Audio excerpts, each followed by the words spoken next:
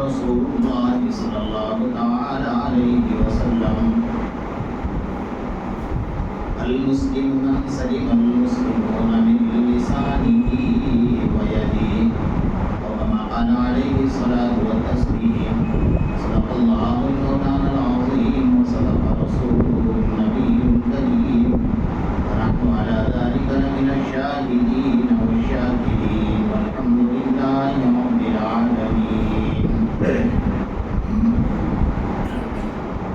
محترم بزرگان دین اور عزیز نوجوانان اسلام، اس وقت میں آپ حضرات کے سامنے قرآن مجید کی آیت اور آقا نامدار محمد رسول اللہ صلی اللہ علیہ وسلم جو فرمان مقدس تلاوت کرنے کی سعادت حاصل کی ہے. ہم سب اور ساری دنیا یہ جانتی ہے کہ مسلمان جن بدترین حالات سے گزر رہے ہیں، اس کی سب سے بڑی بنیادی وجہ اللہ کے طاقت کے بعد جو سب سے بڑی طاقت ہے مسلمانوں کا آپس کا اتحاد اور اتفاق.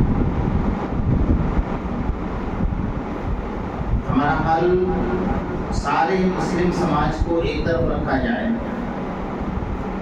لیکن ہمارا درمیانی اور اندرونی حال یہ ہے کہ ہمارے گھر کے اندر اتفاق نہیں، میاں بیوی میں اتفاق نہیں، بھائی بھائیوں میں اتفاق نہیں، بھائی اور بہنوں میں اتفاق نہیں، مسجد میں، محلے میں، سماج میں، معاشرے میں، شہر میں کہیں بھی اتفاق نظر نہیں. اور اس کے پیچھے جو سب سے بنیادی طور پر جو طاقت چل رہی ہے اور مسلمانوں کو منتشر کر رہی ہے، اور مسلمان اس بات کو سمجھنے کے لیے تیار نہیں. اگر مسلمان یہ سمجھ لیں کہ ہم سب کے آقا محمد رسول اللہ صلی اللہ علیہ وسلم نے صحابہ ساری دنیا سے صحابہ کرام کو ایک پلیٹ فارم پر لا کر جمع کیا. حضرت سلمان فارسی رضی اللہ تعالیٰ جب وہاں آئے تو حضرت سلمان فارسی کو کسی نے یہ دیکھا کہ آپ تو فارس کے رہنے والے یہاں کیوں آ گئے بھائی. حضرت بلال حبشی کو کسی نے یہ دیکھا کہ آپ حبش کے رہنے والے، آپ کا عرب سے کیا لینا دینا ہے بھائی. حضرت عطاس کو کسی نے یہ دیکھا کہ آپ تو نعیمہ کے رہنے والے، آپ یہاں کیوں آ گئے. اصل مسئلہ یہ ہے کہ ہمارے سماج میں، ہمارے معاشرے میں برائیاں وہاں جنم لیتی ہیں جہاں علاقائی تعصب پرستی جنم لیتی ہے. اگر کوئی گجرات میں باہر سے کوئی، میں مثال دے رہا ہوں، اگر گجرات میں کوئی باہر سے آیا، کوئی بہار سے آیا، کوئی راجستھان سے آیا، کوئی نیپال سے آیا، کوئی بنگال سے آیا، تو ایک دوسرے کے اندر جو نااتفاقیاں ہیں، عداوتیں ہیں، دشمنیں ہیں، نفرتیں ہیں، تفرقہ بازی ہے، تعصب پرستی ہے، یہ ہمیں کھوکھلا کر رہے ہیں. اور اس کے علاوہ جو سب سے سنگین مسئلہ ہمارے سماج میں جو جنم لے رہا ہے، اس سے غلط لوگوں کو فائدہ اٹھانے کا موقع مل رہا ہے. مجھے اس وقت میں ایک عجیب واقعہ یاد آ رہا ہے. اس واقعے کو آپ ذہن میں رکھیں تو آپ کو پتہ چلے گا کہ ہماری بنیاد نااتفاقی کی کہاں سے اٹھی ہے. ایک یہودی کا بہت پڑھا لکھا انسان، اس نے مسلمانوں کو ناپ لیا، مسلمان کے علماء کو نام لیا.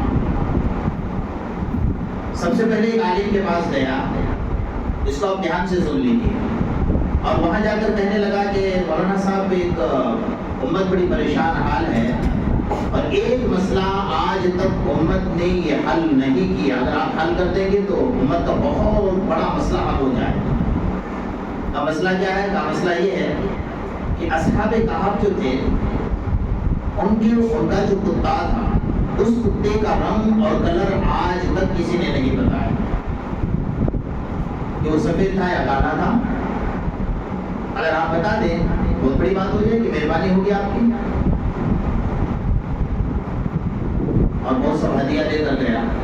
गवाही मेरी तरफ से आप रख लीजिए।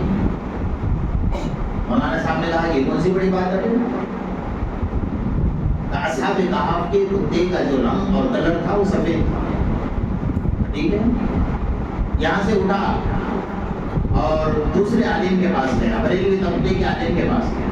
वहाँ जाकर कहने लगा कि मौलाना साहब ये मेरी तरफ से पहले हदिया कबूल कर लीजिए। और बात यह है कि आज तक उम्मत में किसी ने इस मसले को हल नहीं किया, आपको हल करना है। उम्मत परेशान है इस मसले के अंदर। कहा क्या कि असहाब कहफ के कुत्ते का रंग और कलर कैसा था? काला था। पहले वाले आलिम ने क्या बताया? सफेद। और इन्होंने क्या बताया? काला। अब ये बात तो बंद कमरे में हुई है ना, अब इसको बाहर आना चाहिए बाजार में। ये आपने मुझे कहा काला है, उसने ये नहीं बताया कि मैं दूसरे आलिम के पास से होकर आया हूं। ये साजिश है, इसको समझ लीजिए। आपने मुझे बंद कमरे में कहा है, अब ये बात सरेआम जुमा में ऐलान होना चाहिए कि असहाब कहफ के कुत्ते का कलर काला था, ठीक है। तो बाद में जुमा में बयान में कर देंगे। तो दूसरे आलिम जो पहले थे वहां गया, वो कहा कि मैं आपकी मेरी बात बंद कमरे में, इसको जाहिर कर दीजिए, जाहिर कर देंगे। उन्होंने जुमा में ऐलान किया, ऐ लोगों कान खोल कर सुन लो, आज तक आपको पता नहीं था कि असहाब कहफ का कुत्ता क्योंकि जन्नत में जाने वाला है इसलिए उसका रंग सफेद। उधर के आलिम ने बयान किया काला, इधर ने कहा सफेद। अब दोनों की आवाम ने सुन लिया। और हमारे यहाँ ड्यूरी कौन कहते हैं ना, जिसको रात की 11-12 बजे बाद जागने वाली, चौराहे पर खड़े होने वाली, जब चाय के नालियों पर जमा हो गए, आज हमारे इमाम साहब ने तो कहा भाई कमाल कर दिया। कहा क्या कमाल कर दिया? असहाब कहफ के कुत्ते का रंग आज तक किसी ने नहीं बताया था, हमारे इमाम साहब ने बता दिया। कहा क्या कहा? सफेद। कहा नहीं, हमारे इमाम साहब ने काला कहा। अब दोनों में क्या हो गई? जंग। हमारा इमाम सही, उधर नहीं हमारा इमाम सही। बात की बुनियाद को समझ लीजिए। यहूदी की साजिश आज की नहीं है। यहूदियों की बुनियादी साजिश मुसलमानों को नाइत्तेफाकी के दहाने पर खड़े करना, मुसलमानों में इख्तिलाफ पैदा करना, मुसलमानों में झगड़ा लगवाना, मुसलमानों की ताकतों को कमजोर करना, मुसलमानों का बंटवारा करना और मुसलमानों को बेहया करना, मुसलमानों को समाज में बदगुमानियां और मुसलमानों के समाज में लादीनियत, यहूदियत, नसरानियत, मजूसियत और यूरोप की तहजीब को दाखिल करने में सबसे बड़ा हाथ अगर किसी का है तो यहूदी। आज क्या बात बन गई है कि 1 करोड़ की तादाद नहीं है सारी दुनिया में मिलाकर। इनका सर्वे किया गया, 90 लाख लोग हैं ये, 90 लाख, 1 करोड़ भी पूरे नहीं है। इनमें सारी दुनिया पर हुकूमत कर रहे हैं। क्यों? तुम्हारे हाथ में जो संगीन आला दिया हुआ, अगर आप इसका इस्तेमाल गलत कर रहे हो तो उनकी देन है, उनकी देन है। लेकिन हमने समझने के लिए तैयार नहीं है। मुसलमान इस बात को समझने के लिए तैयार नहीं है। वो इस तबके में बटा है, इस तबके में बटा है। वो कह रहा है कि मैं जन्नत में जाने वाला हूँ। इमाम मस्जिद का इमाम मिंबर के पास खड़े होकर ऐलान कर रहा है तुम लोगों जन्नती, इधर का इमाम तुम लोगों जन्नती। जन्नत का भी बंटवारा कर दिया, जहन्नम के सर्टिफिकेट भी दे दिए। लेकिन इसके पीछे आप देख नहीं रहे कि असल में हाथ किसका है। अगर सही रास्ते पर आना है तो मेरे आका मोहम्मद रसूलुल्लाह सल्लल्लाहु अलैहि वसल्लम से जब सहाबा इकराम ने पूछा कि अल्लाह के रसूल सल्लल्लाहु अलैहि वसल्लम ने आपने फरमाया कि मेरी उम्मत में 72 तबके होंगे, मेरी उम्मत 72 प्लेटफार्म पर बढ़ जाएगी, तो कौन सा तबका ऐसा होगा जो आपके साथ जन्नत में जाएगा? हम किसके साथ चलेंगे? आपने फरमाया मा अना अलैहि व अस्हाबी, इसको मैं लेकर आया हूँ, इस रास्ते को मैं लेकर आया हूँ। मेरे बाद अबू बकर, उमर, उस्मान, अली, तलहा, जुबैर, साद। फरमाया मेरे सहाबा जो रास्ते को लेकर चलेंगे उस रास्ते पर जो चलेगा वो कामयाब। बस इस रास्ते को पकड़ लो। मुसलमान मुसलमान और अल्लाह के वादे के ऊपर यकीन कर लो। जो आज हमें अल्लाह के वादे पर यकीन नहीं है, मुसलमान कभी उस दिल नहीं हो सकता उसके दिल में ईमान हो और उस दिल हो, ये 2 चीजें हो ही नहीं सकती। उसके दिल में खौफ पूरी दुनिया वालों का हो ही नहीं सकती। मुसलमान के दिल में ईमान की ताकत के बाद उसके बाद उसको किसी की ताकत की जरूरत नहीं, इसलिए कि ईमान की ताकत मेरे अल्लाह की तरफ से दी हुई है। और सबसे बड़ी चीज ये कि अल्लाह ने तुम्हें अकेला नहीं छोड़ा है। अल्लाह ताला ने तुम्हारे बारे में ऐलान फरमाया कि इन्नी जाइलुन फिल अर्दि खलीफा, اے مسلمانوں تم اس سرزمین پر اپنے فرمایا کہ ایسے ویسے نتو خیرے نہیں ہو، تم اس سرزمین پر میرے خلیفہ ہو۔ اللہ کا خلیفہ کون ہو سکتا ہے؟ سمجھ سکتے ہیں اللہ کے خلیفہ کے اندر کون سی طاقت ہو سکتی ہے؟ اللہ کے خلیفہ کا ایمان کیسا ہو سکتا ہے؟ صحابہ کرام نے ساری دنیا کو بتا دیا، ساری حکومت، سلطنت، بادشاہ، طاقت، قوت ایک طرف اور ایک صحابی اکیلا ایک طرف۔ وہ بھی تو مرد مومن تھے، وہ بھی تو مسلمان تھے، وہ بھی تو انسان تھے۔ جب ایران فتح ہوا، ایران فتح ہونے کے بعد پورا ایران فتح کر لیا صحابہ کرام نے۔ اس کے بعد جو شہر کا کیپٹل تھا، راجدھانی وہ باقی تھا، اس شہر کو صرف 13 صحابہ نے گھیر لیا، 13 صحابہ۔ اور ان 13 صحابہ کی تاریخ کتابوں میں لکھی ہے کہ ان کے پاؤں میں چپل نہیں تھی، ان کے پاس پہننے کے لیے ایک سے دوسری جوڑا کپڑا نہیں تھا، ان کے ہاتھ میں اتنے چھوٹے چھوٹے نیزے تھے، گھوڑے جس گھوڑے پر سوار ہوتے تھے اس پر زین نہیں تھی، اس پر کوئی بیٹھنے کی گادی نہیں تھی۔ کیا حال ہوگا؟ ان 13 صحابہ نے پورے شہر کا جو کیپٹل راجدھانی تھی اس کو گھیر لیا۔ بادشاہ اپنے محل میں خاموش بیٹھا، بہت سے مشورہ کیا کہ کیا کرنا چاہیے۔ انہوں نے کہا کہ یہ جو آپ کو نظر آ رہا ہے کچے چاپ جائیں گے، یہ 13 ہے، ہم ہزاروں کی تعداد میں، ان کے پاس کچھ نہیں، یہ ننگے ہیں، بھوکے ہیں، ان کے پاس پاؤں میں چپل نہیں ہے، یہ کیا ہمارا مقابلہ کریں گے؟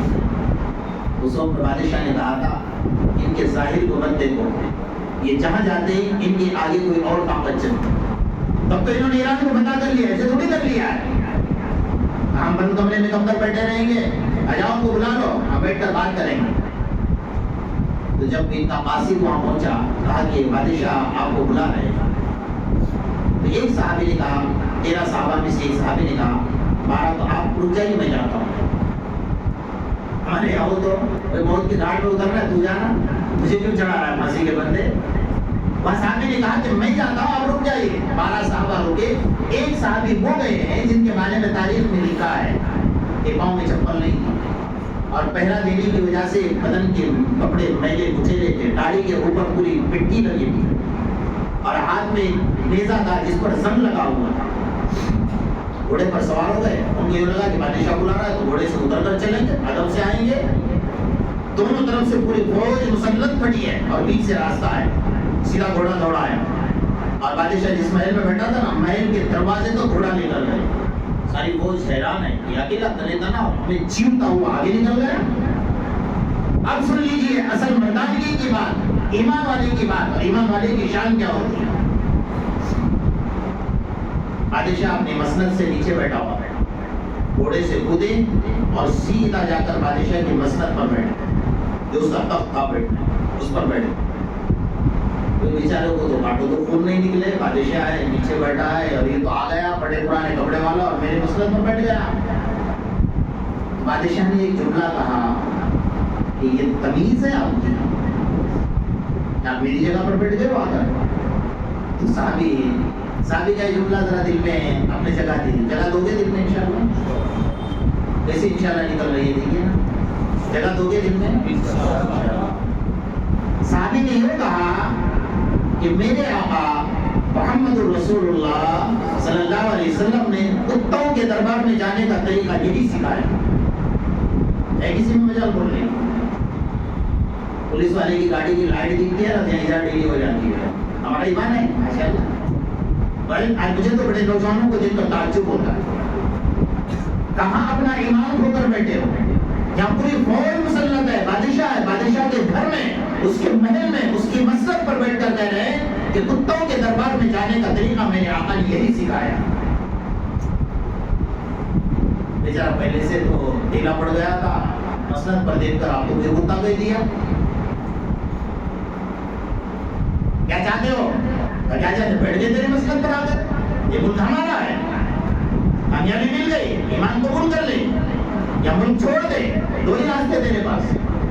اور یاد رکھ لے، کان کھول کر سن لے، اگر تو اس ملک کو، اگر تو یہاں کی کامیابی، یہاں کے ملک کو نہیں چھوڑتا ہے، اس راجدھانی کو نہیں چھوڑتا ہے، تو ایک وقت وہ آئے گا کہ تمہاری عورتیں ہمارا بستر درست کرنے والی ہوگی۔ اب پوری فوج چھپ کر دیکھ رہی ہے کہ اندر تو بحث چل رہی ہے، کیا کرے، مجال نہیں ہے۔ ایک اکیلا تنہا تنہا اللہ کا ولی میرے آقا محمد رسول اللہ صلی اللہ علیہ وسلم کا غلام اس بادشاہ کے محل میں بیٹھ کر اس بادشاہ کو ایمان کی دعوت دے رہا ہوں، ڈنکے کی چوٹ بے باکی کے ساتھ۔ اس کو کہتے ہیں انی جاعل فی الارض خلیفہ، میں اللہ کا خلیفہ ہوں، میرا غیر نظر آ رہا ہوں مجھے۔ آج ہمارا معاشرہ کہاں ہے؟ ہمارا ایمان کہاں ہے؟ ایمان کو توڑو، ایمان کو مضبوط کرو۔ آج بھی تمہارے اندر وہ طاقت ہے، آج بھی تمہارے پاس وہ ایمان ہے، اس ایمان کی بدولت تم مسجد میں آ کر بیٹھے ہو نا۔ اگر ایمان نہ ہوتا تو یہاں نہ بیٹھتے۔ ایمان ہے لیکن ایمان تباہ ہے۔ کہاں تباہ ہوا ہے؟ جیسے آپ نے دیکھا ہوگا نا کہ آگ جلتی ہے بہت بڑی، اور جلنے کے بعد جب آگ بجھ جاتی ہے نا، تو بجھنے کے بعد کچھ دیر کے بعد جب اس پر راکھ جمتی ہے تو اندر تو آگ کے شعلے بھڑکتے ہیں نا، دیکھنے والے کو لگتا ہے کہ راکھ ہے، لیکن جب راکھ ہٹے گی تو اندر سے آگ کے شعلے نکلیں گے۔ تو مسلمان کے دل میں ایمان کا شعلہ ہے لیکن اس پر راکھ جمی ہوئی ہے۔ اس کی راکھ ہے ظالم بادشاہوں کا ڈر، اس کی راکھ نے آپ کے ایمان کو دبوچ، جھوٹ، غیبت، چغلخوری، فتنہ، زنا، شراب اور حرام کاریاں اور سود کا پیسہ کھانا، ان تمام برائیوں نے آپ کے ایمان پر راکھ کا ڈھیر لگا دیا۔ جب راکھ ہٹے گی نا آپ کا ایمان اجاگر ہوگا، اس دن آپ کی آنکھ کھل جائے گی، وہ آنکھ جو صحابہ کرام کی آنکھ تھی، وہ آنکھ جو محمد رسول اللہ صلی اللہ علیہ وسلم کی آنکھ۔ تو آپ دیکھو گے کہ ہمارے سامنے جو جانوروں کا پیشاب پینے والے کھڑے ہو کر ہمیں دھمکیاں دے رہے ہیں اور ہمیں مٹانے کی کوششیں کر رہے ہیں، اور ہر ناکام کوشش میں ہمیں ڈرایا جا رہا ہے، اس دن آپ کی آنکھ دیکھے گی کہ آپ ان کا انجام کیا ہے اور آپ کا انجام کیا ہے۔ لیکن مسلمان کو دیکھنا ہوگا۔ اب یہاں تو حال یہ ہے کہ فجر کی نماز میں مسلمانوں کے محلے سے گزرو تو پرانا قبرستان نظر آتا ہے نہیں آتا؟ ایسا لگتا ہے کہ 100 سال کے مردے سوئے ہوئے ہیں، دیکھ ہی نہیں رہا ہے۔ بازاروں میں، مارکیٹوں میں، پارکوں میں اگر دیکھو رات کے 12 بجے 2 بجے ماشاءاللہ مسلمان ہیں، نوجوان بیٹھا ہوتا ہے۔ یہ ہمارا ایمان ہے۔ اس یہودی نے آ کر میرے آقا محمد رسول اللہ صلی اللہ علیہ وسلم سے سوال کیا تھا، اگر ہم غلط ہیں تو آپ کا خدا ہمیں سزا کیوں نہیں دیتا؟ بہت بڑی بات ہے۔ بے نمازی بھی یہی سوچتا ہے کہ میں غلط ہوں تو میرا خدا مجھے کیوں سزا نہیں دیتا، یہی سوچتا ہوگا۔ لیکن یہ سوچ جس دن اللہ کی عذاب کی نظر اس پر پڑ جائے گی نا، ساری سوچ ختم ہو جائے گی۔ ان اخذہ علیم شدید، اللہ قرآن میں فرماتے ہیں میری جب پکڑ آتی ہے نا، ساری دنیا کی طاقت مجھے نہیں چھوڑ سکتی۔ اس یہودی نے جو سوال کیا کہ اگر ہم غلط ہیں اے محمد، اگر ہم غلط ہیں تو آپ کا خدا ہمیں سزا کیوں نہیں دیتا؟ ہم بچے ہوئے کیوں اس سرزمین میں؟ اللہ تعالیٰ نے جبرائیل کو بھیجا تھا، وَلَوْ يُؤَاخِذُ اللَّهُ النَّاسَ بِمَا كَسَبُوا مَا تَرَكَ عَلَى ظَهْرِهَا مِن دَابَّةٍ۔ اللہ کا قرآن کہہ رہا ہے، اللہ نے جواب دے دیا، اگر انسان کے غلط ہونے پر اگر اللہ پکڑنے پر آ جائے گا نا تو فرمایا اس سرزمین پر انسان تو بہت دور کی بات ہے، ایک چرند اور ایک پرند اور ایک کیڑا اور ایک مکوڑا بھی تمہیں زندہ نظر نہیں آئے گا۔ فجر کی اذان ہو گئی اور مسلمان بستر پر سویا ہوا ہے، نماز کا وقت ختم ہو گیا، اگر اللہ کے عذاب کی نظر پڑ گئی اور اللہ پکڑنے پر آ جائے تو ایک بندہ بھی بستر سے نہیں اٹھ سکتا، اور اٹھنے کے بعد تیرا ہاتھ تیرا پاؤں کام نہیں کر پائے گا، نہ تو پانی پی سکے گا، نہ تو پیشاب کر سکے گا، نہ تو استنجا کر سکے گا۔ اللہ پکڑتا نہیں، اللہ ڈھیل دیتا ہے۔ اس کا ڈھیل کا مطلب یہ نہیں ہوتا ہے کہ ہم اس ڈھیل کا غلط فائدہ اٹھائیں گے۔ آج جس ماحول سے امت مسلمہ گزر رہی ہے میرے دوستو، آپ سب کے سامنے آج سوشل میڈیا کا دور بڑے عروج پر ہے، وہ بیٹھے بیٹھے ساری دنیا کا تماشا دیکھ رہا ہے کہ مسلمانوں کا حال کیا ہے۔ آج کے دور میں سب سے مقدس ترین قوم اگر اس سرزمین پر کوئی ہے وہ فلسطین کی قوم۔ سارے دنیا کے عرب ممالک کے بادشاہ مل کر بھی وہاں کے ایک بچے کا مقابلہ نہیں کر سکتے۔ آپ کو پتا تھا کہ جنگ شروع ہونے سے پہلے فلسطین کا سروے کیا گیا ہے، وہاں پر 3 लाख बच्चों ने हिफ्ज मुकम्मल किया। कितने बच्चों ने? 3 लाख बच्चों ने हिफ्ज किया मुकम्मल। आज वो बच्चे शहीद होकर कब्रिस्तान में सोए, उनके सीने में अल्लाह का कुरान है, उनके सीने में अल्लाह का कुरान है। मैं तो ये कहूँगा, शायद मेरी बात गलत नहीं होगी, कि फलस्तीन के लोगों के सामान को जो गधे ले जा रहे हैं इधर से उधर, उधर से इधर, ये आज अरब ममालिक के जितने बादशाह हैं ना, उन तमाम बादशाहों से बेहतर उनका गधा है। कल क़यामत के मैदान में अल्लाह उसको दे वो जन्नत में दाखिल करेगा। तुमसे बेहतरीन अगर था तो इनकी मदद करने वाला वो गधा था, लेकिन तुम नहीं थे। तुम यहाँ बैठ कर क्या मदद कर सकते हो? हम क्या कर सकते हैं? कल की बात है, कल दोपहर 2 बजे की बात है। एक दुकान पर पहुंचा, मुझे कुछ घर का सामान लेना था, मुसलमान की दुकान थी। उसको मैंने कहा कि ये जो आप सामान बेच रहे हो, तो क्या आपको नहीं लगता कि आप फलस्तीन के बच्चे के सीने पे गोलियां मार रहे हैं?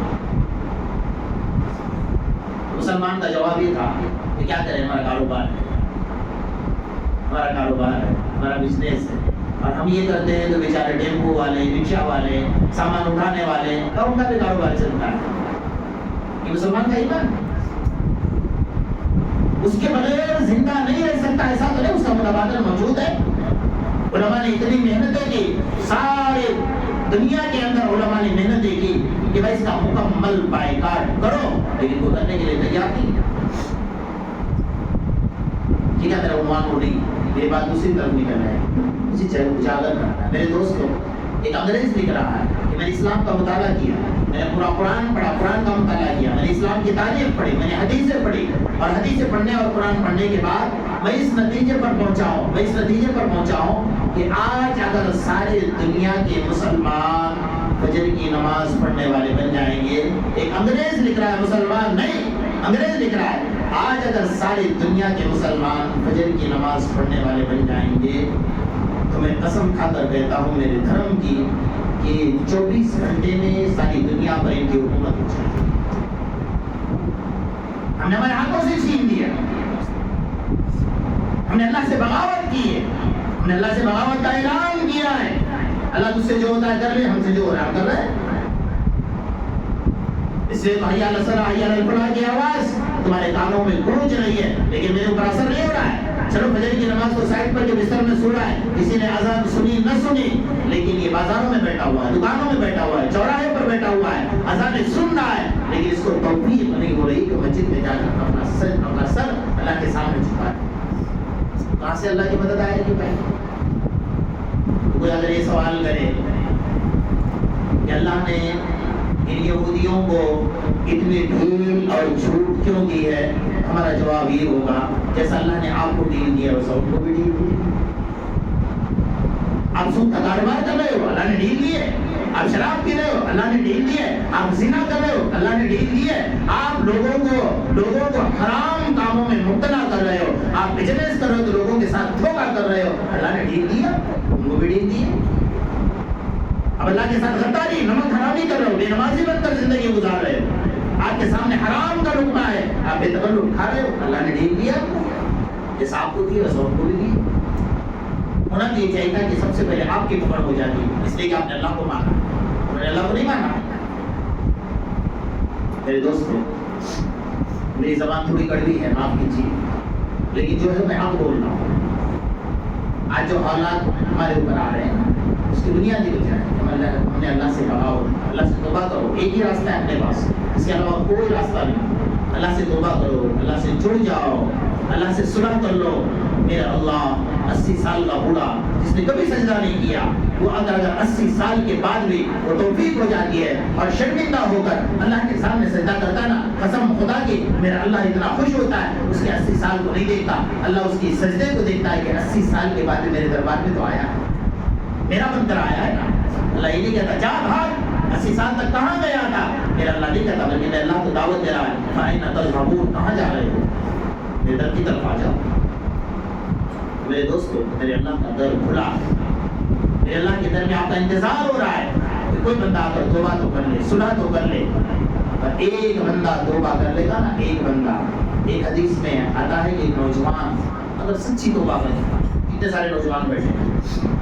ایک نوجوان کے بارے میں پڑھا. ایک نوجوان اگر سچی توبہ کرتا ہے کہ اللہ آج کے بعد نماز نہیں چھوڑوں گا, آج کے بعد گناہ نہیں کروں گا, تیرا بنکر رہوں گا اور تو اب مجھے سنبھال لے, سچی توبہ کر لیتا ہے. حدیث میں میرے آقا محمد رسول اللہ صلی اللہ علیہ وسلم ارشاد فرماتے ہیں اس کی توبہ اللہ کو اتنی پسند آتی ہے نا کہ 40 دن تک مشرق سے مغرب تک قبرستان میں جتنے مردے سوئے ہیں نا, اللہ پاک 40 دن تک ان کا عذاب اٹھا دے. ایک بندے کی توبہ سے مشرق سے مغرب تک کے قبرستان والوں کا اللہ عذاب اٹھائے. سارے نوجوان مل کر اگر توبہ کریں گے تو ہمارا تو فائدہ ہے, مردوں کا بھی فائدہ ہے. اللہ پاک ہمیں عمل کی توفیق نصیب فرمائے اور ہمارے سماج کو گندگیوں سے اللہ تبارک و تعالیٰ پاک اور صاف فرمائے. اللہ تبارک و تعالیٰ ہمارے ایمان میں تقویت اور قوت نصیب فرمائے. وآخر دعوانا الحمدللہ.